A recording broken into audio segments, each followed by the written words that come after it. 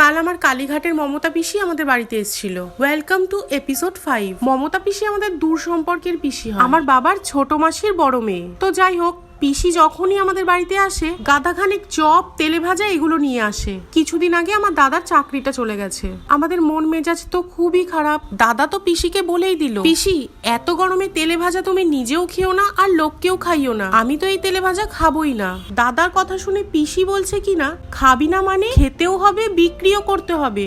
তোর চাকরিটা চলে গেছে, এখন ঘরে বসে কি করবি? আপাতত একটা চপ তেলে ভাজার দোকান খোল। দাদা তো খুব রেগে গিয়ে পিসিকে বলল, হ্যাঁ পিসি ঠিকই বলেছো, আমাদের এই স্বপ্নের পশ্চিম বাংলায় স্বপ্ন পূরণ করতে গেলে শিক্ষাকে তেলে ভেজেই খেতে হবে। এদিকে আমি দেখলাম পরিস্থিতি গরম হয়ে উঠেছে। আমি রান্নাঘরে গিয়ে চটজলদি ওদের জন্য বানিয়ে আনলাম কর্ণাটকা স্পেশাল রাভা ইডলি। পিসিকে বললাম সব সময় ভাজাভুজি না খেয়ে মাঝে মাঝে হেলদি কিছুও খেও, তাহলে তোমার হৃৎপিণ্ডের সাথে সাথে মুখের বাণীও হেলদি হবে।